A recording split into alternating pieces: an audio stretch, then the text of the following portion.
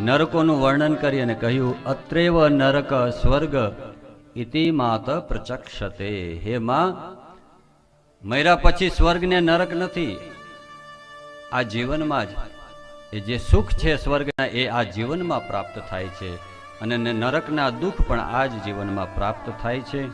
એ પછી જે પાપ કરે છે, નરકની યાતના ભોગવીને ફરી પાછો એ માના ગર્ભમાં આવે છે.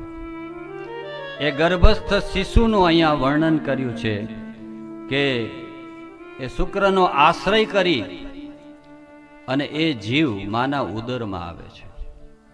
વેદોમાં એવું વર્ણન છે.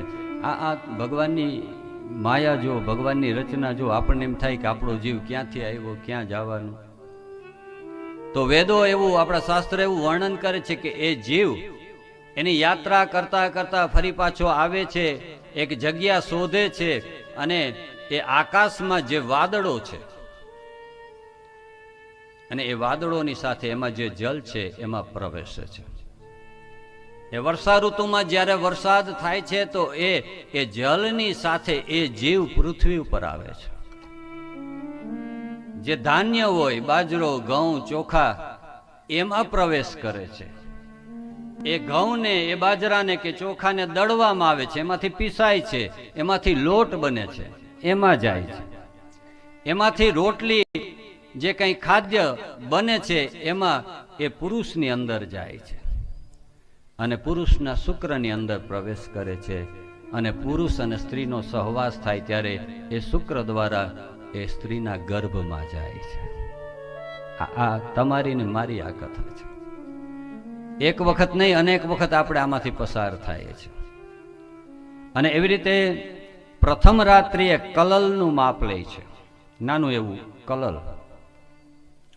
અને પાંચમી રાત્રિએ 5 દિવસ થાય એટલે પરપોટો બને છે ગર્ભમાં.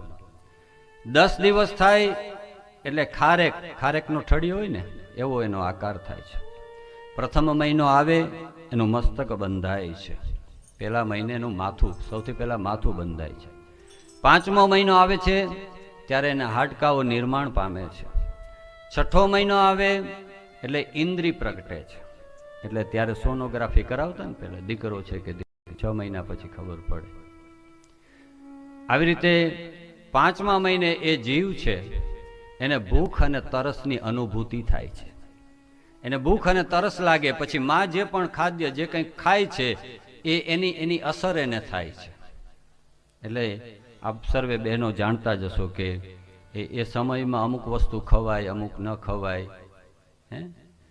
રામાયણ વંચાય, ભાગવત વંચાય, ગીતા વંચાય, સંસ્કાર આવે છે એ જીવમાં.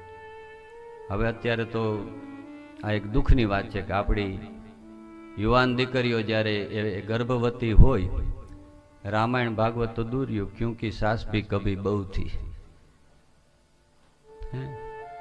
મોડર્ન લોકો કાંઈ ન હોય તો ટાઈમ પાસ કરવા વાંચે અલીબાબા ને 40 ચોર. પછી દીકરા કેવા, એ જીજાબાઈ એ શિવાજીને કેવા સંસ્કાર આપ્યા. આ ગર્ભના આ સંસ્કારની વાત છે. તમારું ને મારું જે નિર્માણ થયું છે એમાં આપણા ગર્ભના એ સંસ્કારોનો એનો પ્રભાવ છે.